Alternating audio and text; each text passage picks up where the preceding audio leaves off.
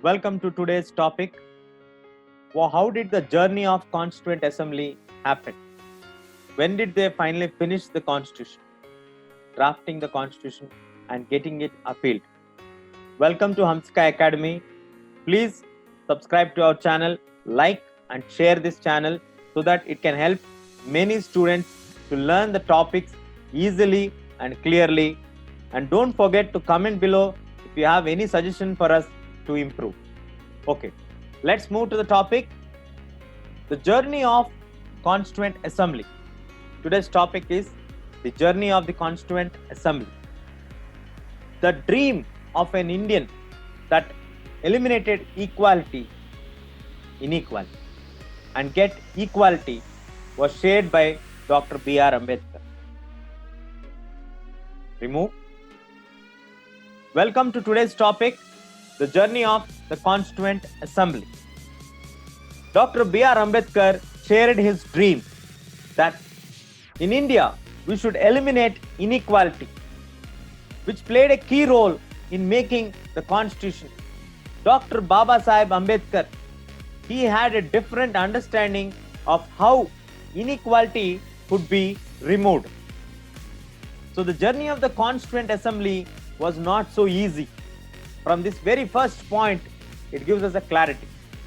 Dr. Bhimrao Babasaheb Ambedkar, he played a very key role, a prominent role, had a different understanding.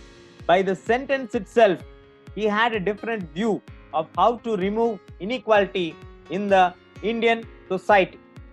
So then what is the philosophy of the Indian Constitution that inspired so many leaders?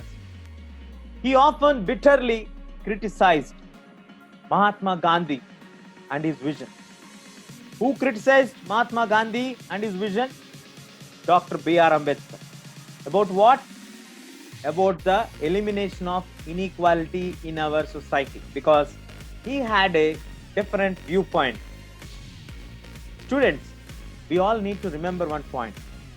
It is not necessary that you always agree to all points what your friends tell you.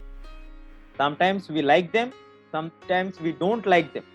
But it is okay to disagree with people. See, even Dr. B.R. Ambedkar disagreed with the views of Mahatma Gandhi and his vision. He still added the provisions which are needed. And he also mentioned in his speeches that he is worried. He expressed his anxiety very clearly. So now let us turn to Jawaharlal Nehru, who gave his famous speech to the Constituent Assembly at the stroke of the midnight on 15th of August 1947. So it's a very famous speech, tryst with the destiny. So what are the philosophies that guided our Indian Constitution? The values that inspired and guided the freedom struggle and were in turn nurtured by it formed the foundations for Indian democracy. So today, the values that inspired the freedom movement in the past, the freedom struggle, and also they were added in the foundations of Indian democracy. These values are embedded, placed in the preamble of the Indian Constitution. I have kept a copy of the preamble on the screen also. You can have a look at that. They guide all the 28 articles of the Indian Constitution. The Constitution begins with a very short statement of its basic values. A very short statement. Taking the inspiration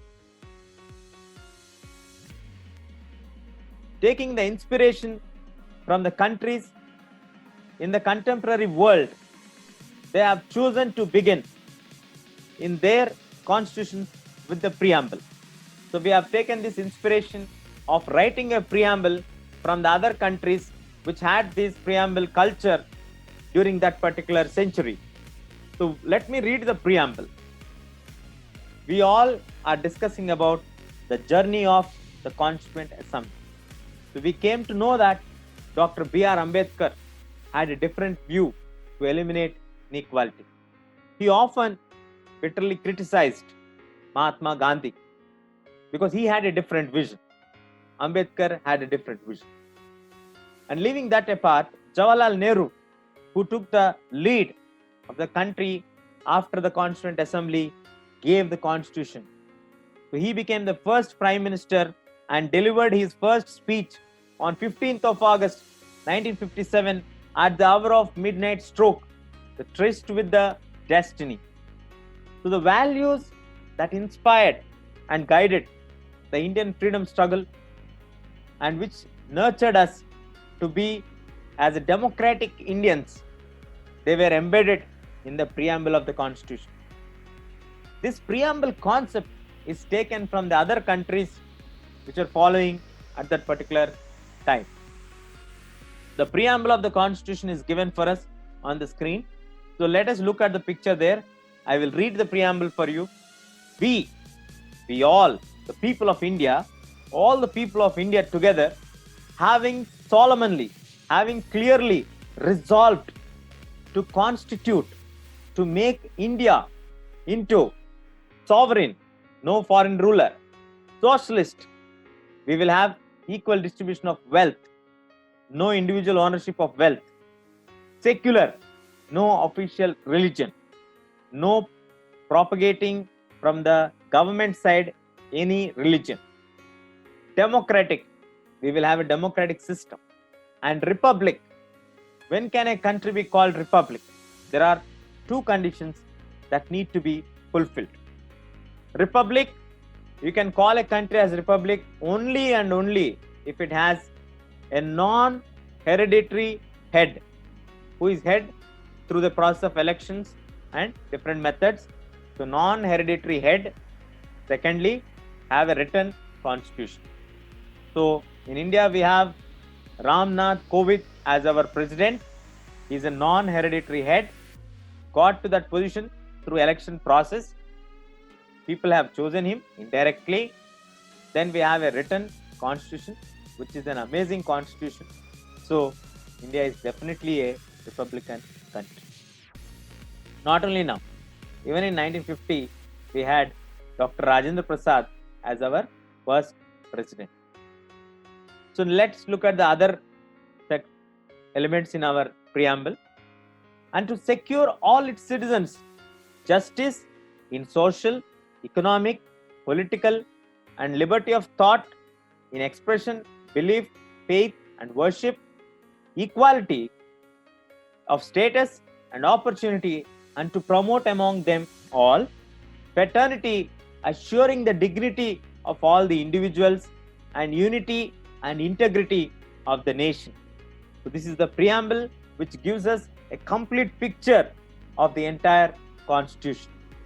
So in our Constituent Assembly, this 26th day of November 1949, do hereby adopt, enact, and give to ourselves this constitution. This is the preamble of our country, which we can proudly read today, even after 70 years, after it is been drafted. So I hope you all understood the session. Stay tuned. Please consider subscription and share it with your friends so that we can reach to large number of students. Thank you and bye-bye.